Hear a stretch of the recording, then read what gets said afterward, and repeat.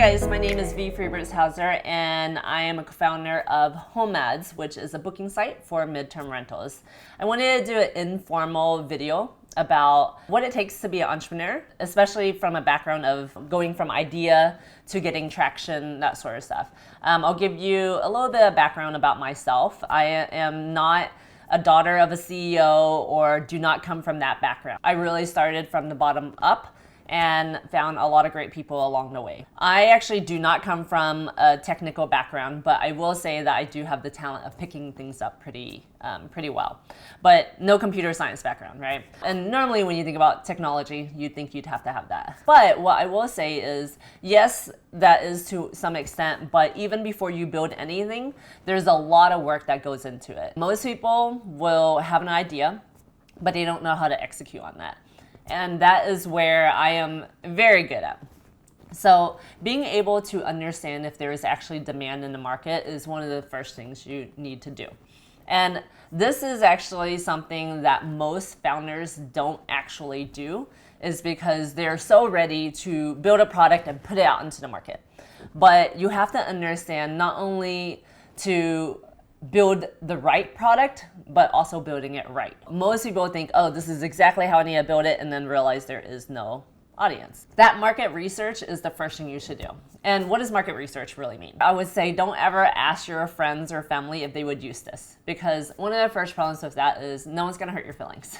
They're not gonna tell you, no, I wouldn't use this. That's not really data that will verify the need for your product. So oftentimes the first thing you need to do is create a way that you can understand behaviors of what they're currently doing rather than what they would do. First, I would say is just talk to people, right? That has always been easier. You can either do it in a very quantitative way and collect that data, which I would suggest. But it's also easy to just have that conversation, is to understand what does that user journey look like.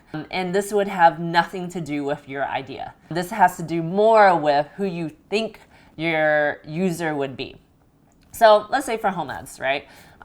There's two users, but let's just start with the homeowner side of it.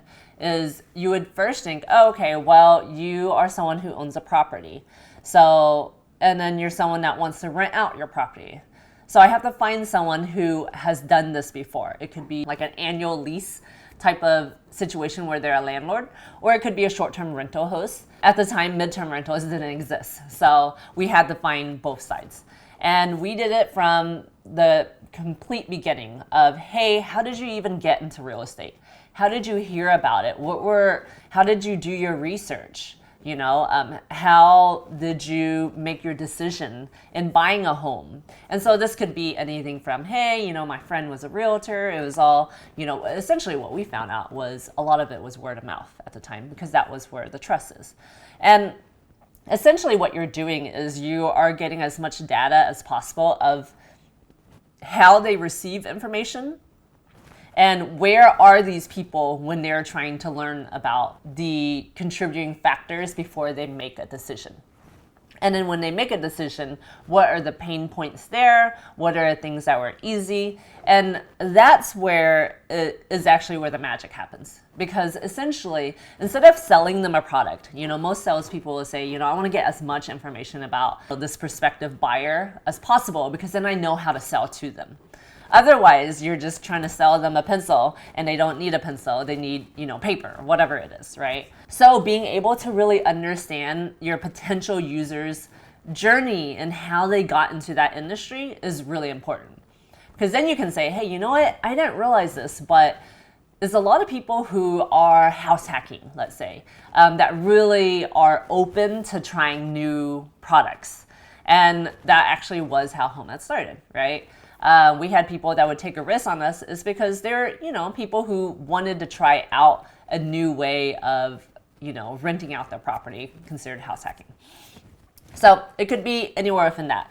And so you use that data, and you can add a second layer of data by, let's say, you know, let's pull out themes. These are common things we keep on hearing in these interviews.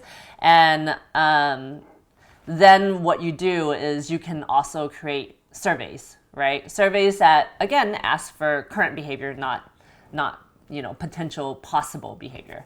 And that will help you verify and give you a really quantitative way of saying, you know what, there is a 87% of people that were surveyed said that they were unhappy with the current solutions that they had. That will allow you to then curate and create your solution based off of knowing that pain point.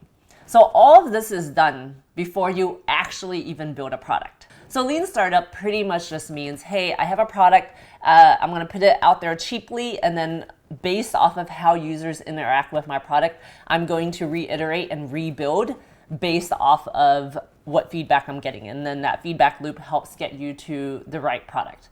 If you were to combine both that mindset and also the research, you'll get there in a much faster way, and probably in a much more cost efficient way. So that would be my first advice, is doing the research side first and then seeing, hey, okay, this seems like this is a bigger pain point. And with that data, I will say that one of the hardest things for most people when they first start a startup is getting someone else to join their startup. And the best way to get someone to join that startup is to have data on why this is even a good idea. Because every other person will tell you why their idea is better than someone else's idea just because they love their idea so much. But if you can back it up with the real data, not only does it show that, yes, there is data backing why this is a product that is needed in the market, but it also tells to your future teammates that, hey, I'm someone that executes and I know what I'm doing. So that would be my first advice, is if you have an idea and you're really interested in getting it into the market, is do your research. I hope this is helpful. I'll have more next time.